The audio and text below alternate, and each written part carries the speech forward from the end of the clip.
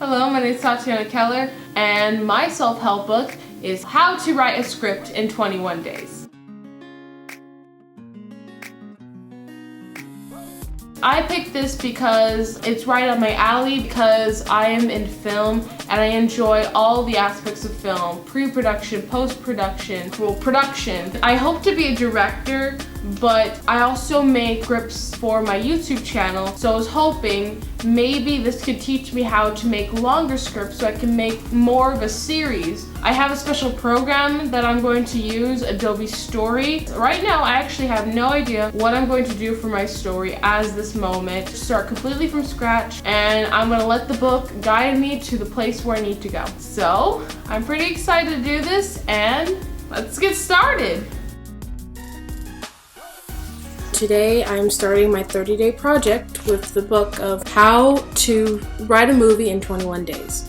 Now, I know it's supposed to be 30 days, and they have this warm-up on here before you actually start your 21 days writing your play. So I'm going to spend a few days on working on that portion, and I'll be reading it and doing it while it goes along. They want me to try to visualize a concept and figure out like my main points before I start writing this. I'm going to jot down everything that they asked me to think about onto a page or Google Docs. How can I know my character before I start writing? Just be aware of where your characters come alive for you and keep picturing them in your mind. What actor could play him? Find a picture of how they look.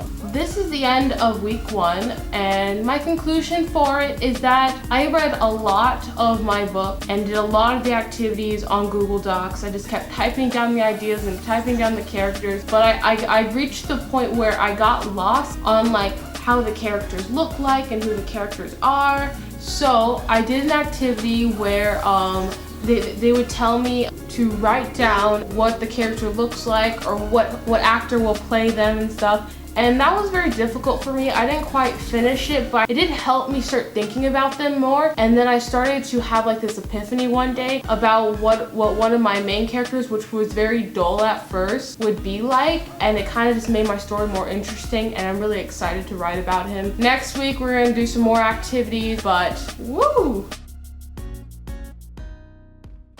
Pick a movie that you really want to see and look for these items. Before you even go into the theater, look over the lobby card. That's the ad in the showcase outside. It will have an illustration and a logline.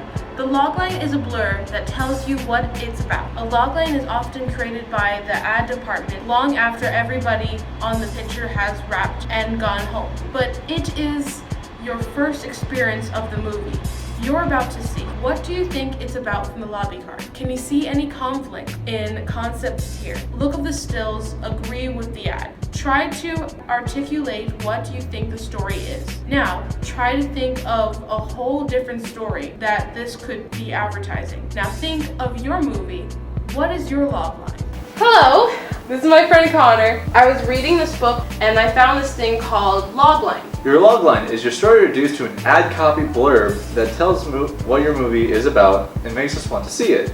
So I selected a few random ones. Some of them on here, it talks about how important the logline is to tell your story. It's kind of like a quick trailer for it. So they wanted me to visualize what mine would look like and what my logline would be. We're gonna guess what the story is, and then we're going to guess what it could possibly be, and then we're gonna read what it actually is on IMDb. Let's get started. The sound of music, the happiest sound in all the world. So it's obviously about music. It looks very jolly, like a musical would look. There's a grumpy old man right there. Yeah. He's like, why are they singing? And she's very jolly, and all the kids are wearing yellow. She is a daughter running away from the grumpy man. These are her brother and sisters. And they're like, yeah, we should run away with you. And he's like, dang it, Rebecca. I feel like they all go to like some sort of like a Christian school or something like that. The whole uniform is based on the yellow color. But she's like, you know what? I don't want to be a Christian anymore. I want to go to Vegas, play the guitar, and do makeup. And you know what? I want to be different. Boom, pink. And that's the principal of the school, and he's like, well, there goes another one. A woman leaves and Austrian convent to become a governess to the children of a naval officer widower. So she does leave. She's like a nun. That wasn't too far out. You were. That's why I was like, oh, Alabama Moon. An adventure for the boy and all of us. So that is a log line. Why are they matching? So when I saw the field and I saw the dog, the first thing I could think of was where the red fern grows. Same. Or no, they're escaped juvenile prisoners. Look, so this guy, this is Popular Joe right here. And these kids are like his followers. Oh!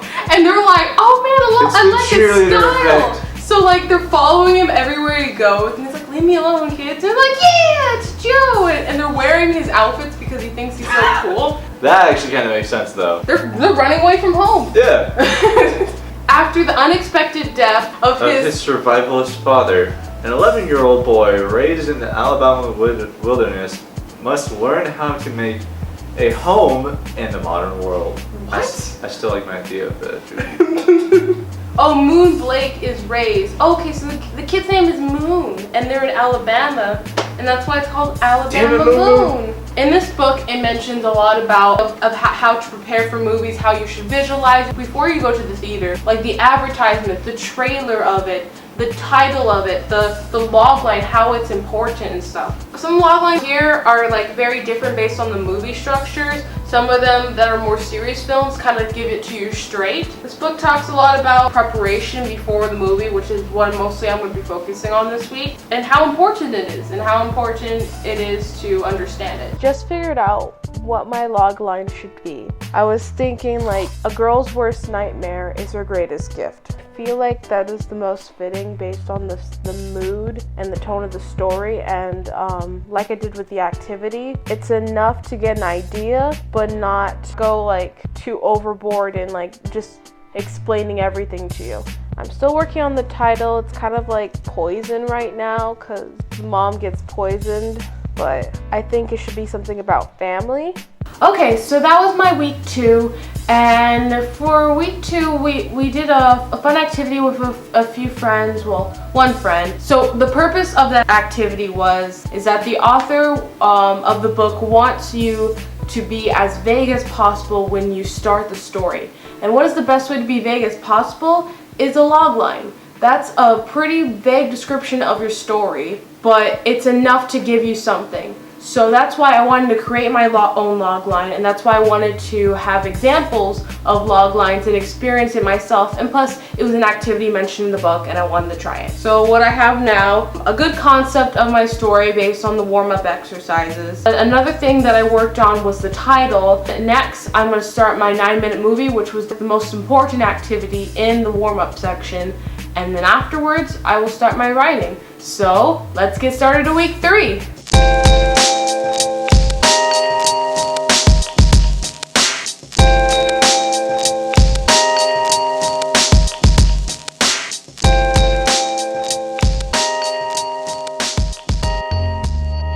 So right now I just finished my warm-up section. Now I'm at the point where I did my 9-minute movie. Before, I thought I already did it, but I guess I messed up because in the book it says that I have to do my 9-minute movie from these note cards. Basically what a 9-minute movie is that they pick certain sections of your play. So like, oh, what's gonna happen on page 45 or page 1? A page is like a minute in a movie. And I already kind of wrote in the structure based on how they describe the last pages of this book.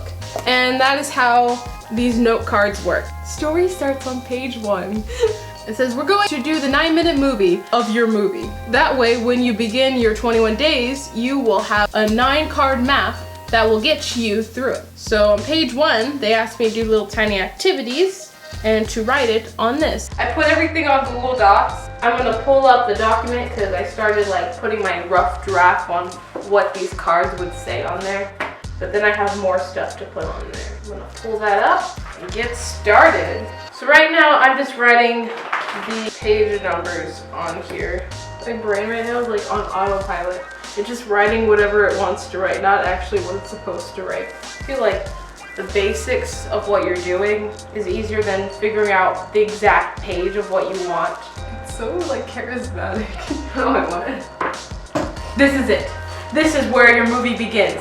Now, You may think, of course it does, but you'd be surprised at how much warming up movies do before they get going. You've seen dozens of movies where you're sitting there waiting for the picture to decide what it wants to be about. Yours is not going to do that. Yours is going to be at the beginning. So on page 1, we need to see the place, time, and the mood. The first image comes easily. Take the first image that comes to you. Now write the image on card 1. Okay, card 1, the first image. Write central question that you will state on the bottom of page 3. This is the main issue that your screenplay will explore and try to answer it. The first few pages are really hard to picture. It's asking me to think about questions that I don't really know. So that was my week 3, and the 9-minute movie, even though I did it a bunch of times and kind of knew where I was going to be at since day 1, I was still very confused because they asked me a lot of questions and they asked me to write scenes that I haven't even thought of. The story is kind of complicated, so I didn't know how to relate what my story was and what their concept was. So I didn't know if I had the concept at all and I needed the concept, or if I had it in my story, I just didn't realize I had it in my story. So it was very kind of vague when they described what you need and just asking you questions, and that doesn't really help me. And I end up asking my teacher, I end up asking a few of my friends. I still just end up really stumped on the note cards. I think it's because it's kind of harder to predict the exact minute of your movie, the exact page that you're going to write on, that this is what you're actually going to write about. And that was kind of nerve-wracking for me because I take things a little bit literally. The next thing I'm going to do is actually start writing it. Since next week is going to be the last week, I won't have time to do rewrite. You know, I'm not really upset about that. The project in itself is a lot of work already, and I have a lot of stuff going on with theater and media productions. I wanted it to be fun, so I'm gonna get started to writing. Inner movie method. Write from the heart and rewrite from the head. So I'm at the school and I just realized that I cannot use Adobe Story, and that sucks because it's a really good program to make scripts and stuff, and the fact that I can't use it is a huge bummer and disadvantage because I know a little bit about making scripts and it tells me in the book, but it would have been nice with that help. Not only are we going to make a hard thing simple, we'll also have some fun. All you do is dump down everything on the page that you already have in your heart about your movie.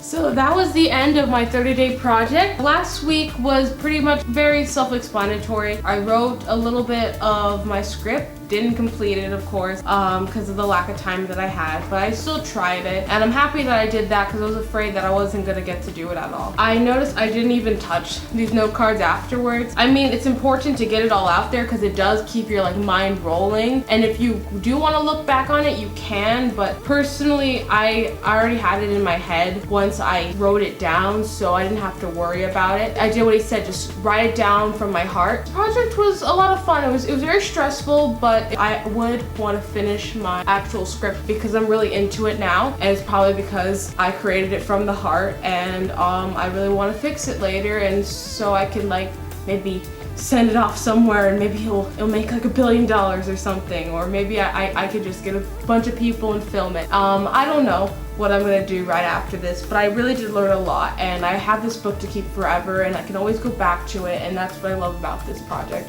I can still take what I learned with me. I'm really satisfied with the results, even though I wasn't able to complete it, but I'm happy that I didn't stress myself too much about it. I just kind of took my time, but I still didn't forget about it, and that was it. That was my 30-day project. Thank you for watching.